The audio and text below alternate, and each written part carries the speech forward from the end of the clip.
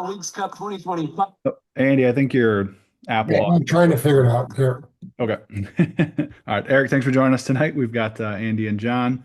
John, we'll get started with a question from you when you're ready. Yeah. What have you told the team after that one?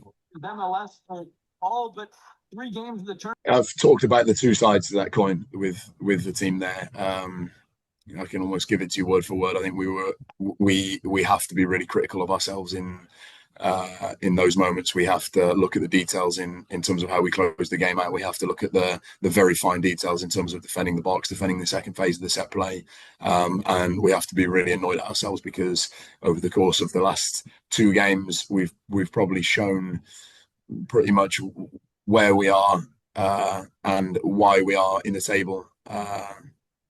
In the position that we find ourselves currently in that we are a team that is very, very close to being one of the best, one of the most competitive on a really consistent basis, but we just can't get over the line. We can get really close. We can dominate large periods of games against top teams as we did against LA midweek. We can come to a place like Portland and be very difficult to beat and get very close to getting over the line, but we haven't been able to today, which is really frustrating. And the other side of that coin is that I would say hands down, this is by far the most difficult place you could have possibly played in MLS today, given that it's the celebration of their 50th year. The atmosphere in the stadium was as good as I've seen since I've been here. And we talked before the game about the inevitability of some of those moments that we had to contend with today, and certainly the period toward the end where there's a tangible sense of the ball being sucked into the back of the net by the crowd, and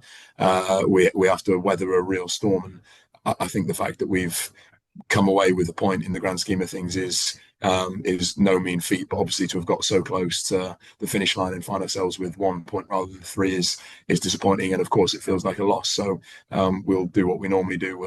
We'll be very critical. We'll make sure that we really learn from every moment and every phase of the game, and we'll get better as the week goes on, and we'll be better positioned as we move forward. But I want to make very clear that that's a really difficult game for us today, and I think we've handled 95% of it really, really well. So I'm really proud of the way the players perform, the nature of the collective performance, the effort, the discipline, the will. But unfortunately, we've come up short. Where I think on another day we come away with 3 points, and it's arguably the result of the season. Andy, do you want to give another shot? John, you might as well ask another one while he's figuring it out.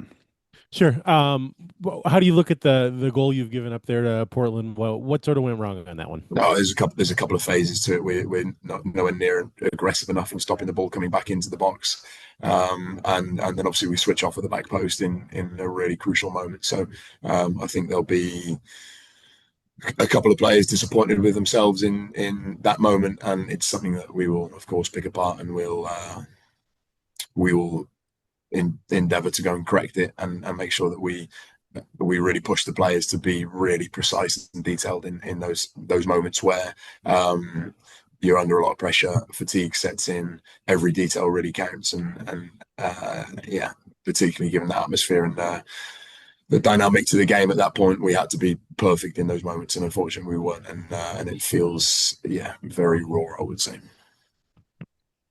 Eric, how do you address the team? I know you like to do that after draws. What did you say to the team in particular after this one? Yeah, exactly that. For sure, critical, because they need to feel criticism and pressure on the back of us not being able to get over the line. And I'm also keen to.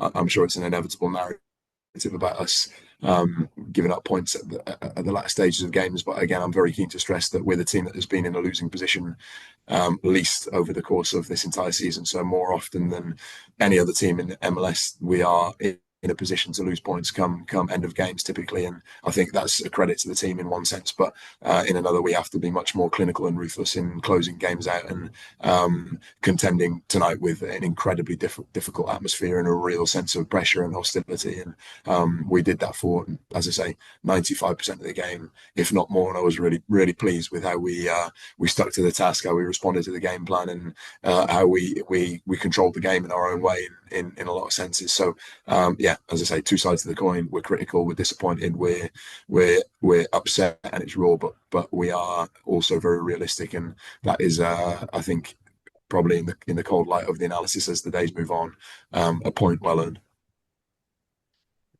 How does Anthony Marcanic keep finding himself in the right spot on a set piece? Yeah, obviously there's a framework that we have in place, and there's some detail around that situation. But what Ant has is a real desperation to score, a real knack for timing, and I've talked about this loads and loads in the last couple of weeks.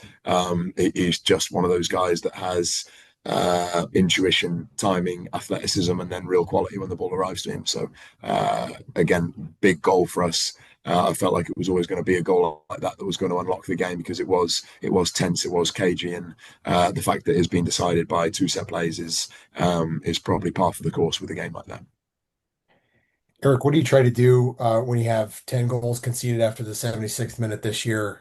What do you try to do to try to limit those numbers?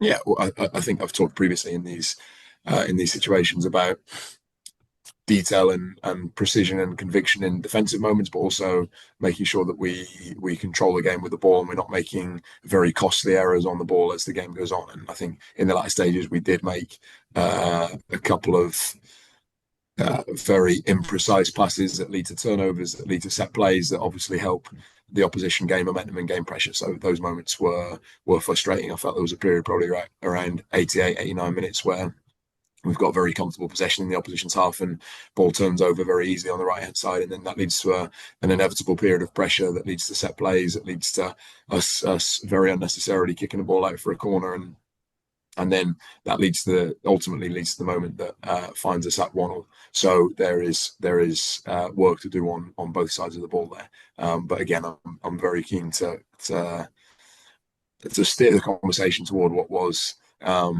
for the main a really good performance, and a really disciplined, and a performance full of desperation to win, and I want to give the players enough credit for that, because that is the hallmark of a good competitive, consistent team. And I would also say that the fact that we're still yet to lose consecutive games is a real credit to that ability to bounce back with real conviction and intent, and we've done that tonight. Were you given any explanation about why the penalty call in the first half ended up becoming not a penalty kick? I think without this being the referee's explanation, we could only conclude on the side that they felt that Morris had there was a slight push on the play that ended up unballing, but I'm not actually sure at this moment. Obviously, Anthony Marcanic gets a lot of praise for scoring the goal, but Julian Gussell with the setup of the cross. How much have you been valuing his service?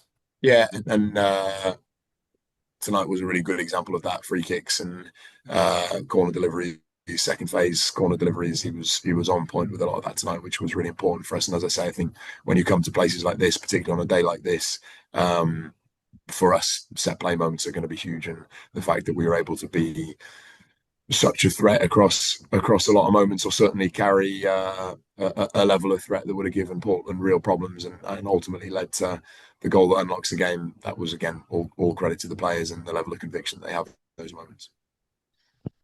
You sort of had Joseph Rosales in a number of different roles, whether it was left wing back, or then he was even playing sort of on the right side of midfield for a while. How did you see his role tonight, and did he end up coming off injured, or was that just a grab of the hamstring? Yeah, we wanted Joe's quality in between the lines as the game went on. We felt like we turned the ball over a lot in those positions, and Joe's obviously a player that can do a lot of damage inside the opposition shape. So we felt like at that period in the game, to bring on Anthony and his athleticism, physicality, competitiveness, it would help us sort of get a bit more of a foothold on that side, and add Joe's quality to the middle of the game. And I think you saw that in a couple of moments. But he felt something. I'm not actually sure of the detail behind that, but I think it was more precaution than anything, but a frustrating moment, given that we just made the change with Joaquin. But we felt, given the run of the game and the nature of the way it was refereed, it was important to be really sensible with managing those yellow cards.